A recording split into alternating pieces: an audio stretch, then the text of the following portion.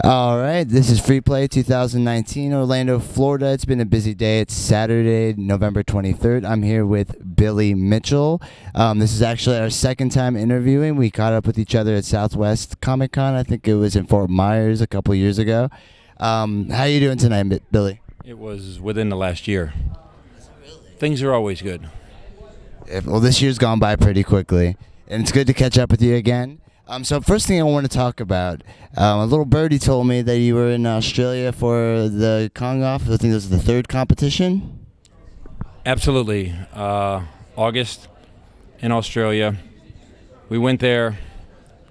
Yankees going to Australia, probably about, there was 4 or 5 of us. And everybody was really nice. Almost all the time. A couple people got cranky, I guess. Maybe if I came in second, there's a few of them would have been more happy. Okay. No, but everybody was nice. There was just a couple of silly people. And, when you make select people feel silly, maybe you're doing the right thing. It was a lot of fun. And that Kong-Off has tremendous energy. And it's very friendly. It is. And each game is busier because they have so many contestants and they have less games, and it's actually something that I would advocate for here as well. And another little birdie told me that there is a competitor in the competition. He had a similar last name as you. You guys had to play against each other. Can you give us a little bit more info about that one?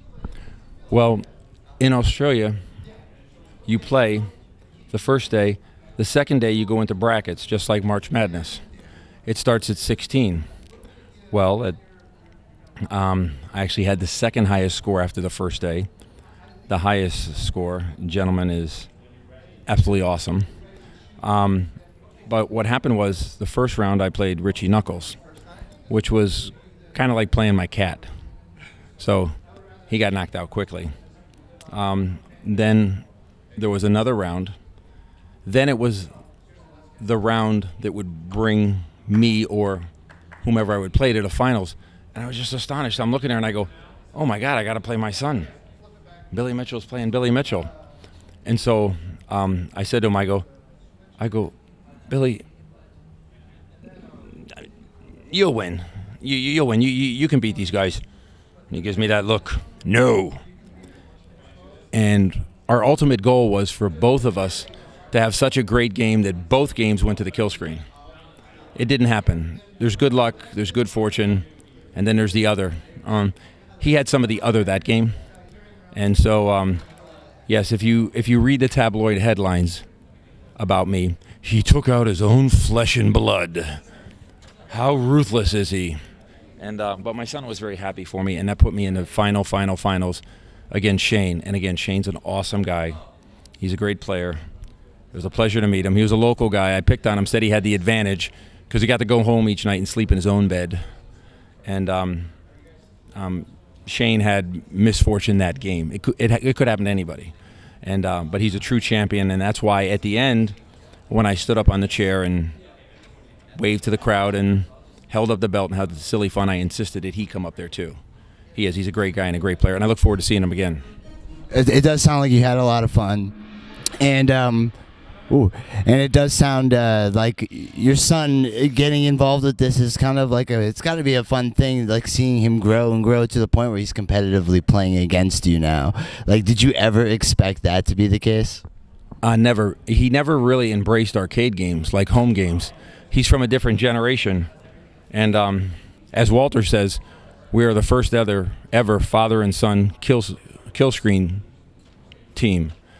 And the fact of the matter is, no, he is that good, and he actually played the grudge match. Him and number 3 and number 4 played at the end, and he won that as well. And again, the guy he beat is an awesome guy, but it's like football. Any given Sunday, it can happen. And so I used to say, people say, do you ever play home games? And I say no. And my answer is always, I can't play with 10 fingers like I see my son do. And second of all, I'm not going to play anything he can beat me, and he can beat me at every one of them. Well, so if the arcade is my domain, what am I going to do? He's starting to muscle his way in on me. So. Yeah, exactly. Well, last time we spoke, you had just become a partner with Twitch. Since then, you've achieved your high scores in a live streaming setting with Twitch. Can you tell us a little bit how the fan reaction's been to that?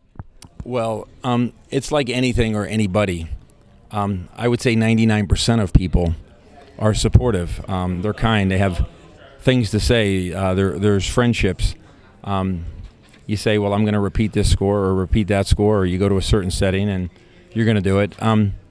There is the 1% that just have their own level of discontent in their own life that they're going to strike at you. Okay, you can call it resentment, you can call it jealousy, you can call it lack of fulfillment. But that 1% is always loud, as you might guess.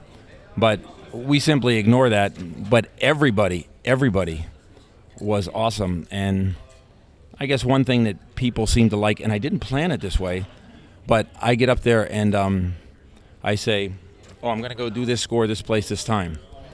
And I do it. I call it. I set it up. That doesn't mean I do it on that start. That means, for example, Fun Spot, I went there and I wasn't coming home till I did it. Right. Yeah. And so that says a lot to the people who look at it with wide open eyes. And when we talk about silly people, I get a kick out of the fact that, well, if he did it there, it's still not real. Okay, explain why. I don't know. But again, that's almost nobody. We give that attention because those people are entertaining. Yeah, there's going to be a bad outcome online no matter where you go. Yeah. There's some people that don't really care for your podcast. And rather than turn to another podcast, they'd rather stay there and be unhappy with you. Fair enough, man. Why? Watching me, though. Why? That's crazy. I get what you're saying. So don't listen to Billy, though. Keep watching me, even if you hate me. I think you're going to continue with high ratings, but that's good. Thank you. So here's a good question I had for you. With the response of King of Kong kind of showing a side of you that obviously being the villain in that story, if the opportunity came to do a redemption story that's told from your point of view as the protagonist, would you do it? Well, let me rephrase that. You've already kind of laid the path of showing if it can be done in a live setting. It doesn't matter what's being leveled against. It has been, exactly. Would you take that opportunity to do a redemption version where it was the other way, where you were the protagonist this time around and the story was told from your perspective? Well, I'm very much a people person. Exactly what I do or how I do it is less important. And what I mean is you create a Hollywood production. You create entertainment. There's a certain amount of creativity, drama that gets inserted to make it real, make it appear to be real entertainment. Let me put it that way. Every film runs loose with facts to create something that's entertaining. I can take that from any position because it's entertainment. And the fact of the matter is, that doesn't matter so much to me. What matters is people. There are certain people I'm just not interested in working with. And we don't even have to talk about a dollar figure. No, save your dollar figure. I appreciate it, but I'm going to work with this guy who's, a straight shooter and is appreciated, and we're on the same page, and it goes beyond dollars. Right. Right. Absolutely. It's more of a question of who would be involved, and those things have been presented to me, those ideas, and some of them seem great because some of those people seem great, and some of them I wouldn't even discuss the idea. Fair enough. My next question is actually, since it takes a high level of skill to be really a master of Pac-Man, a master of Donkey Kong, is there a game that you've actually tried to master because you just have a genuine interest in it, but you just can't quite get to peak level, like say with Donkey Kong or with Pac-Man? Well, let me give you a list of all the games that I attempted to get really good at and just couldn't make headway. All right? Here they are.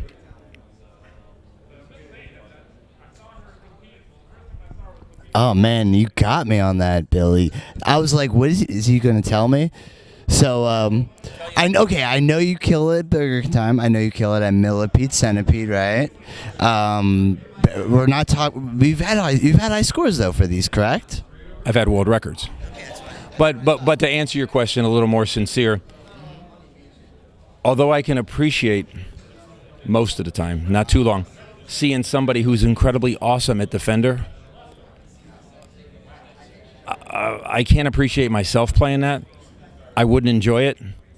If you wouldn't enjoy it, if you wouldn't enjoy that intrigue, how would it ever capture your attention and your imagination for you to be a top player? I mean, no, I could not be that level on Defender.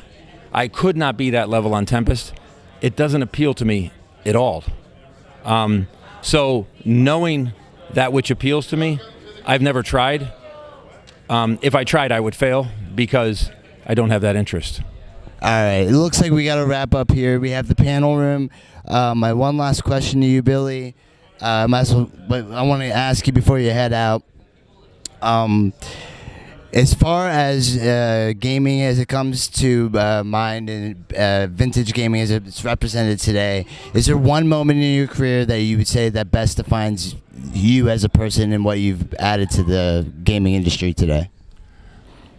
Well, the most memorable moment was when I was flown to Tokyo. You know, you get off an airplane, you get off first class, and they're waiting there for you. And they drive you to the offices of he who was considered the godfather of video games. And then you're seated in a room, and he walks in with 9 other people, his inner circle of marketing and programmers, and they're on the edge of their seat listening to what you have to say. Yeah, you know you've arrived. And I was honest with him. I said, there's not a kid in the world that ever played video games that wouldn't want to be in this seat right here, right now. So that would be the most memorable one for sure. And it was so personal that I don't speak of the details because it was too much of a personal exchange between us. And for it to be that personal, through an interpreter, it had to be that personal. And but I like every time that I state that I'm going to do something and then I go do it. Obviously, I say that when I'm reasonably confident, but I like coming through with what I say. I like coming through on what I promise or I commit to. But that's the same thing in family life, in my marriage, in my business life. I achieve what I promise. I don't give up till I do. So yeah, that defines my thought in gaming. I also have a lot of things in gaming that I don't promise and I don't commit to because I don't have room for it in my life because there's too many other priorities. My wife, my children, my home, my business. When I was 18 years old, I didn't have a care in the world. I didn't have any other commitments. That's how life has changed. Well, Billy, you're always a positive man to talk to. I enjoy every interaction we've had, and I'm glad you sat down with me for a second interview. It's always fun to catch up. Well, I can imagine there'll be a third. Thank you, sir. We look forward to speaking with you again. Don't tell anybody I said that. They'll take it as though I'm being nice to you. All right, guys. This is Billy Mitchell, Freeplay Florida, Orlando. Thanks for watching.